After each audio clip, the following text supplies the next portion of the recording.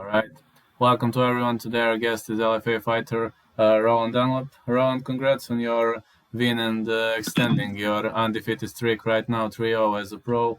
Last victory against Riot Waller at LFA 1-1 at LFA 115. Congrats on the victory. And what can you say in general about your last fight? How did it go? I mean, how did you outwork your opponent? What were the keys to the victory? For me, I think it was I just came in with pressure.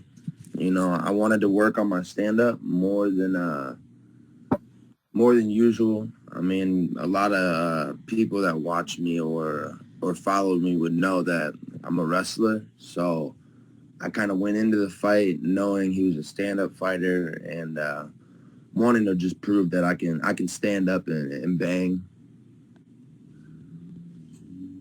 When did you start training MMA and which was your first martial art? Is it wrestling, right? Well, my first martial art was karate and judo when I was young, super young. My dad's a shihan, so my dad's an instructor and a sensei. Well, he's a shihan now, but yeah. So I've been doing martial arts really since I can remember. That's pretty much outstanding. How would you describe your fighting style? Um, I'm kind of a mixed fighter. I got a little wrestling. I got some striking. I mean, I guess I would say I'm like a karate striker, but also with how I wrestle, it's kind of just something that I'm transitioning in and making my own. You know. Do you have the nickname? If yes, how did you get it? I got it from my first coach that I was training with in San Clemente, California, Coach Adam. We just were talking, and he was like, "Man, you're living a dream," and I was like, "That's what I think I'm gonna make my fight name." It was before my first before my first amateur fight when I kind of decided like I was gonna do this, and I kind of ran with that. So it stuck since your first amateur fight, right? Yep. Ah, sounds okay. Who are your coaches and sparring partners at the moment?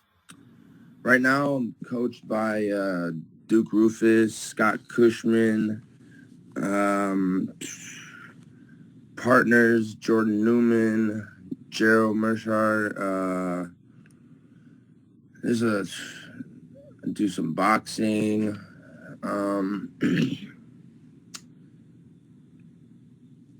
We got some good amateur guys in the gym. Sadiq.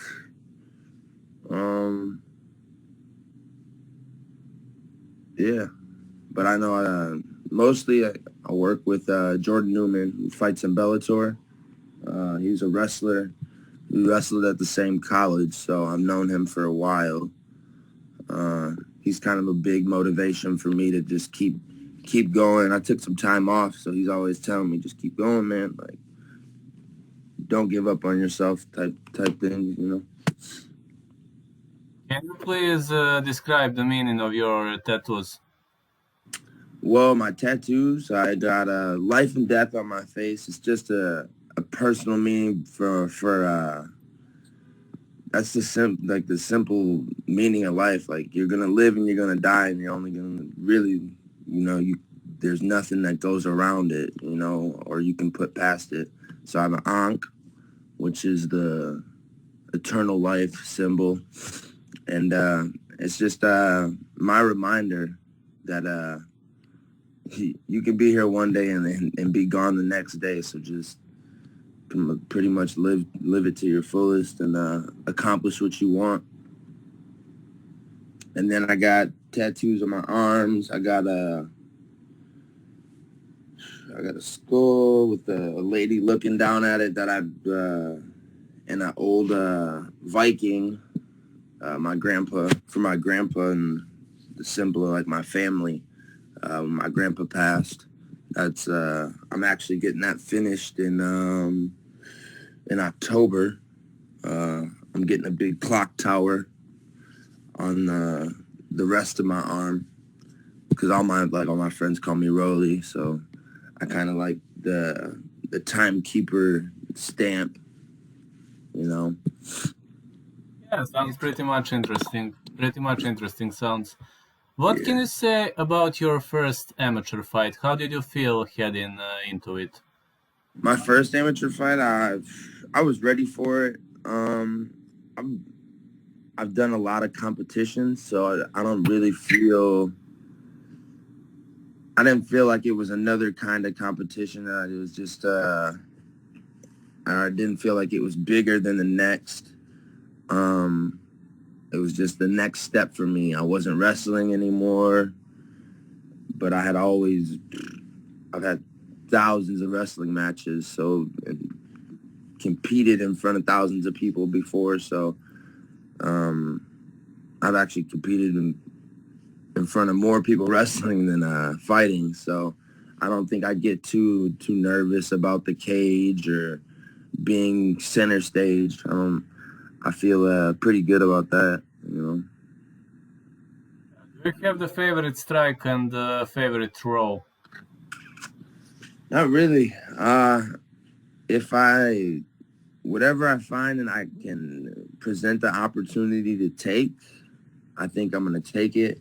I don't really go for anything favorite.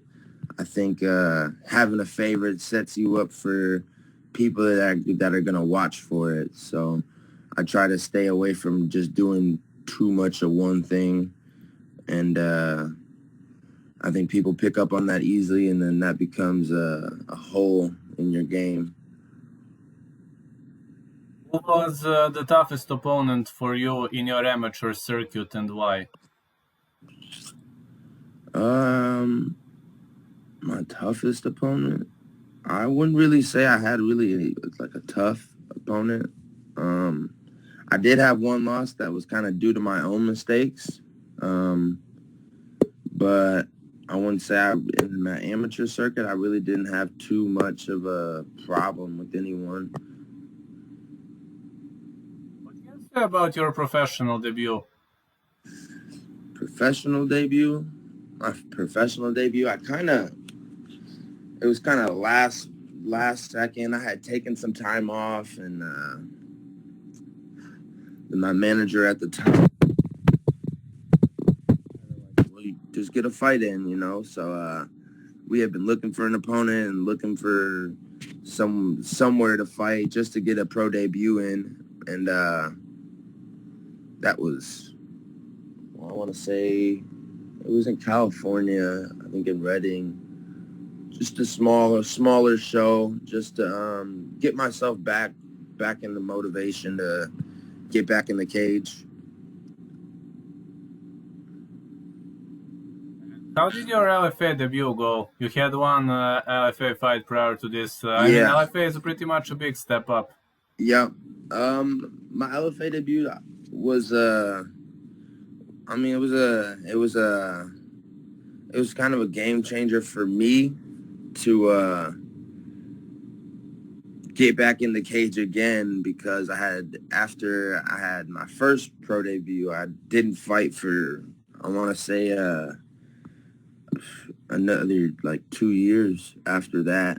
I had moved from California, moved back here, had some family things going on, so it was really a big test for me to finally get back in the cage and perform on a bigger stage like LFA. And I was able to perform, and I was able to take advantage and do what I do like best, really. And that's my wrestling is one of my best advantages, I think. And I was just able to take an opportunity, and it turned out good with a huge slam. Can you please describe one day in your life? One day in my life, hectic. I'm usually like, I wake up in the morning usually, and I'm right off to the gym, and then from there I'm off to another practice somewhere, or going to meet with a trainer that I have to go. I got a lifting coach, like a sports performance trainer, and then I got a boxing coach that's on the other side of the city. So it's pretty much me running from one side of the city to the other side of the city just to train. But I really wouldn't have it any other way. I spent a lot of time wasting other time that I had, and so I kind of now I'm just taking advantage of the opportunities that people have given me, and running with it and becoming a better man and a more motivated person. Do you have somebody locked in your sights for your potential next fight? I really don't have no one locked in my sights. I mean, I really don't care. I mean, I'm sure there's people that are noticing me, or I'm just worried about getting my training in and performing when it's time for me to perform.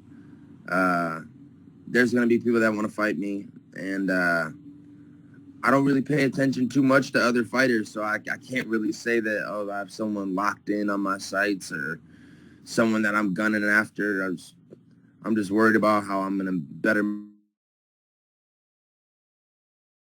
Would you like to greet somebody? Would you like to give a shout out to somebody or to mention somebody we forgot to mention? Did my cam turn off? Up there I am. I mean, not really.